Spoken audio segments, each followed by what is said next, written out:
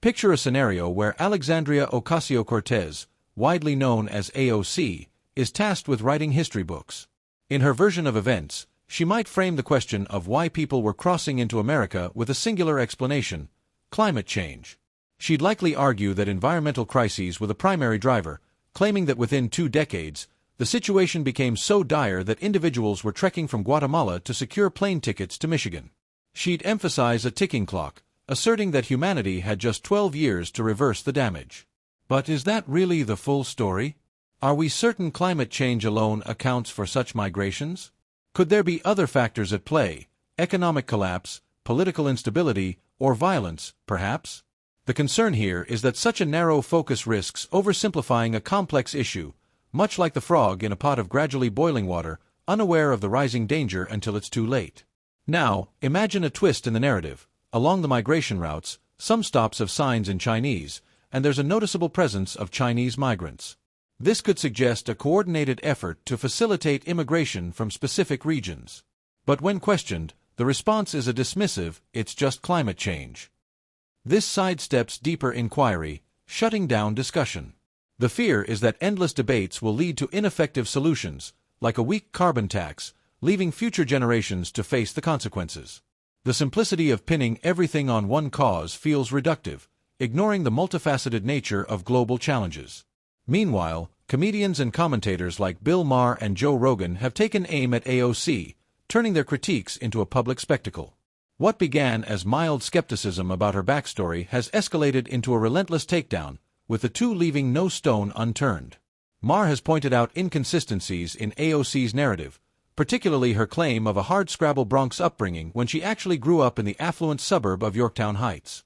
Rogan, with his biting humor, has mocked her as someone who seems to have just stumbled upon social justice issues, likening her political rise to a scripted performance rather than a genuine journey.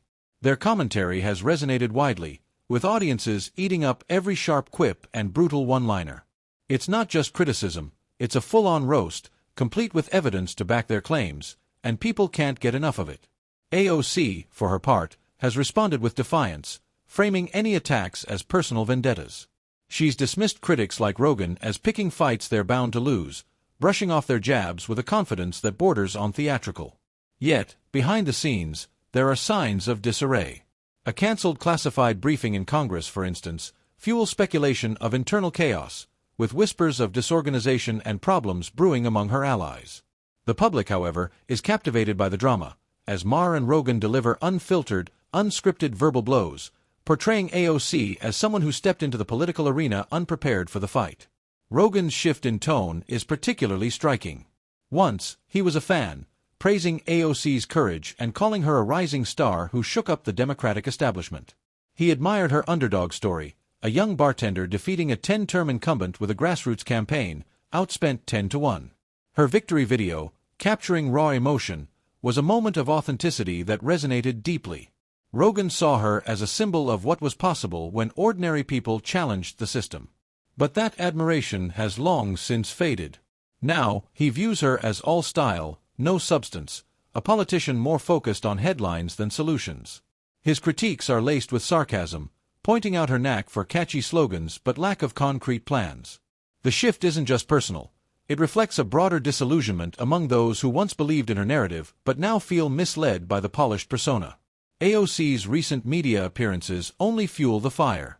Her claims often stretch logic, like her assertion that climate change is the sole driver of immigration. She's dismissed other factors, dictatorships, economic crises, or violence, as secondary to environmental issues, a stance that critics argue oversimplifies human migration. 5 years into her political career, she's still leaning on the same emotional rhetoric, framing the world as a ticking time bomb while offering little in the way of practical solutions. Her style, dramatic gestures, tearful moments, and bold declarations like, "The world is ending," relies heavily on emotion rather than evidence. This approach, while captivating, is starting to wear thin. People are noticing the gap between her passion and her ability to deliver, and the applause is fading. Her defenders argue she's young and passionate, but passion alone doesn't cut it. When pressed on policy details, AOC often falters, resorting to vague platitudes or deflecting with emotional appeals. Her critics, including Rogan and Maher, argue that she thrives in echo chambers where her rhetoric goes unchallenged but struggles when faced with real scrutiny. This was evident in a recent congressional hearing where she attempted to corner a witness, Tony Bobulinski, by demanding he name a specific crime he claimed to have witnessed. Bobulinski calmly cited corruption and RICO violations, leaving AOC visibly flustered, as if she hadn't anticipated a direct answer. The moment was a public embarrassment, highlighting her lack of preparation and understanding of basic legal concepts. It's a pattern. She charges into debates with confidence but collapses when met with facts. This isn't an isolated incident. Take her stance on a major tax bill, where she claimed it favored billionaires while hurting low-income workers. Republican Mike Lawler swiftly corrected her, pointing out that the bill included tax cuts for the middle and working classes, such as doubling the standard deduction and eliminating taxes on tips and overtime. AOC's accusations were not only inaccurate but entirely disconnected from the bill's content. She wasn't just wrong, she was operating from a different script altogether. These moments expose a recurring issue, her reliance on dramatic flair over substantive knowledge. When challenged, her confidence crumbles, replaced by frantic gestures and vague responses. Her backstory, too, has come under fire. AOC's narrative of growing up in the Bronx, struggling to make ends meet, has been a cornerstone of her political identity.